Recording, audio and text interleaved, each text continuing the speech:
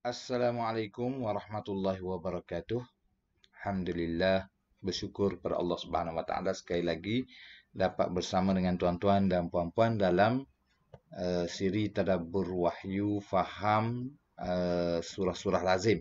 Dan pada kali ini bersama saya Ustaz Rosli Mokhtar dalam siri tadabbur wahyu faham surah lazim ini kita akan melihat uh, surah Al-Kafirun.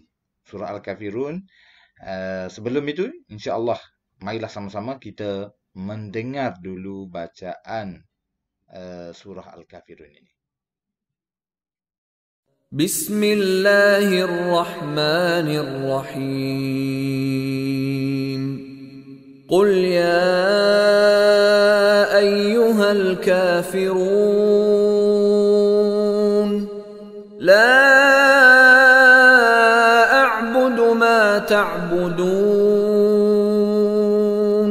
Wala antum 'abiduna ma أعبد ولا أنا عابد ما عبدتم ولا أنتم عابدون ما أعبد لكم دينكم ولي دين.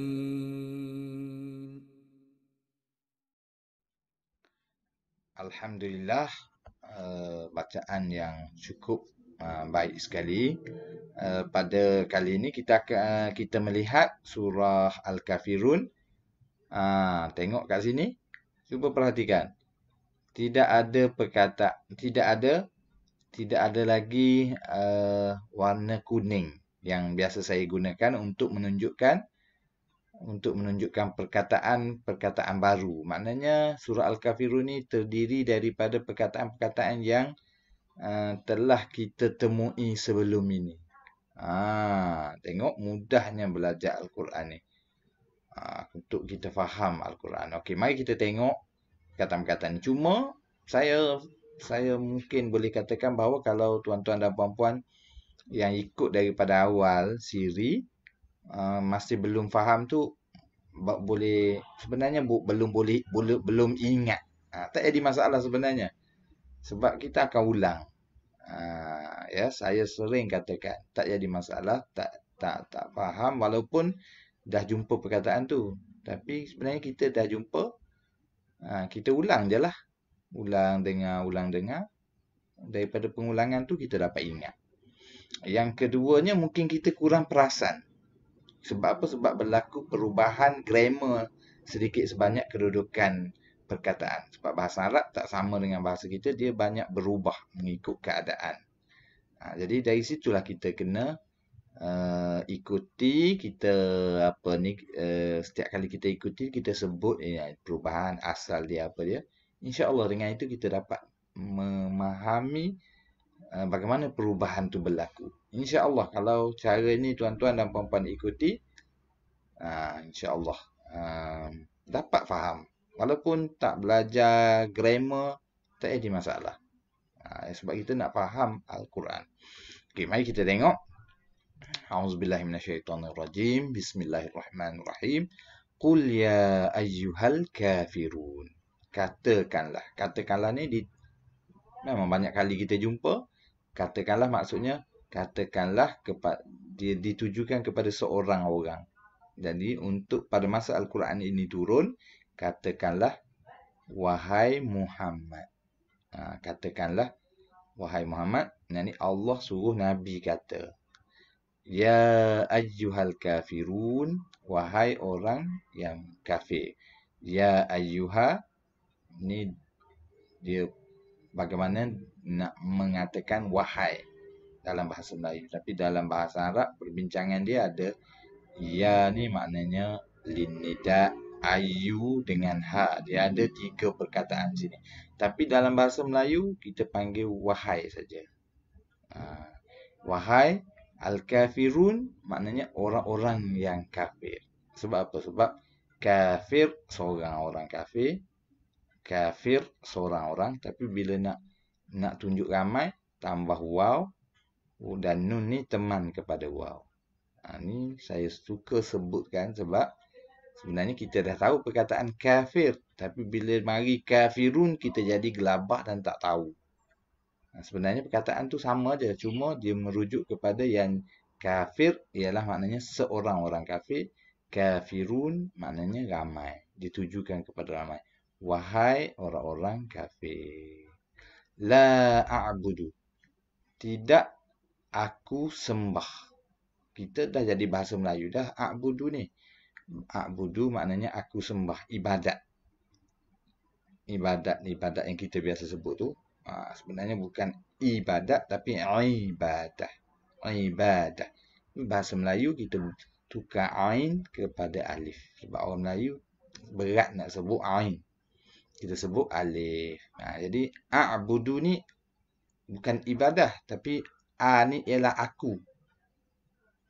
Maknanya bahasa Melayu kata aku tidak sembah. Tapi bahasa Arab laras dia tidak aku sembah. Jadi dia tidak kat depan. Tidak aku sembah. Ni ringkasan daripada ana lah. Ana jadi a'budu. Aku sembah. Aku tidak menyembah ma apa ya? Ma ta'budu. Yang kamu sembah. Ta ni maknanya awak. Tapi waw ni menunjukkan kepada ramai. Jadi awak ramai siapa dia? Awak ramai kamu lah. Ta'budun. Ibadah ni, abadah ni dia ni sini juga sama. Jadi aku tidak menyembah apa yang kamu sembah. Semua ni dah dimelayukan tapi kita kurang perasan sebab tambah perkara-perkara tadilah. Ramai tambah awak. Wala antum dan tidak kamu. Antum ni kamu. Kamu kalau dia duduk bersendirian dan kamu tu lelaki, maka dia antum. Tapi bila dia duduk dalam perbuatan, dia letak kat belakang ni dalam bentuk waw saja. Tengok lain Bila dia duduk bersendirian, dia ni dia. Antum. Wala antum. Dan tidak kamu abidun, menyembah. Abidun ni sebenarnya bukan menyembah saja. Kamu menyembah. Sebab apa? Waw ni menunjukkan ramai. Tidak kamu menyembah. Abidun berasal daripada ibadat juga. Ni ta'budun dengan abidun ni sama. A'budu pun sama. Jadi 1, 2, 3 perkataan dan akan jumpa lagi perkataan. Wala antum abiduna. Dan tidak kamu menyembah ma'a'budu. Apa yang aku sembah. Ni a'budu ulang sekali lagi. Aku tidak menyembah ma'a'budu. Apa yang aku sembah. Ni aku.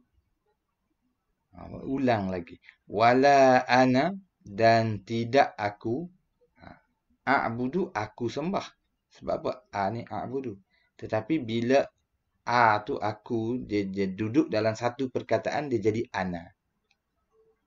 Dan tidak aku abidun, menyembah. Abidun. Ma'abattum. Apa yang kamu sembah. Antum. Bila dia duduk dalam perkataan juga, dia bertukar menjadi tum saja. Dia buang antum. Jadi abada, abattum. Tum tu ialah antum ni. Antum ni maknanya kamu. Jadi ini pun kamu juga. Dan tidak aku menyembah apa yang kamu sembah. Wala antum dan tidaklah kamu abidun menyembah. Kamu ramai kan? Abidun ma'a'budu. Apa yang aku sembah.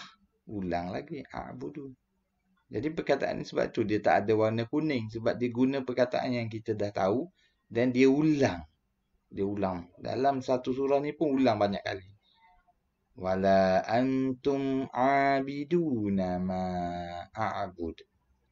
Lakum, untuk kamu. Lakum ni ada dua perkataan, lam dengan kum. Lakum, untuk kamu. Dinukum, agama kamu.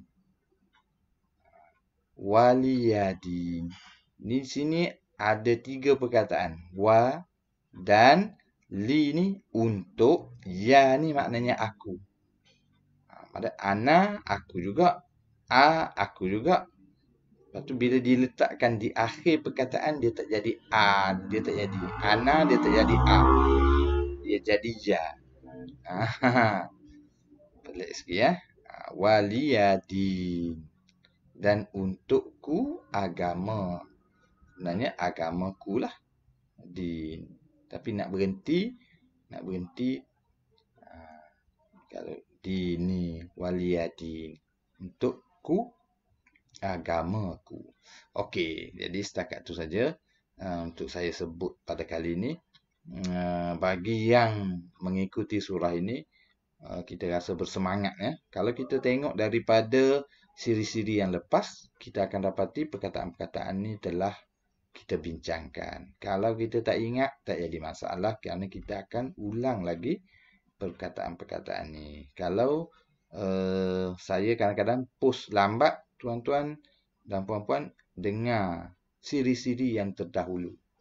Sebab kita kata sehari sepotong ayat dan hari ni ada 6 ayat.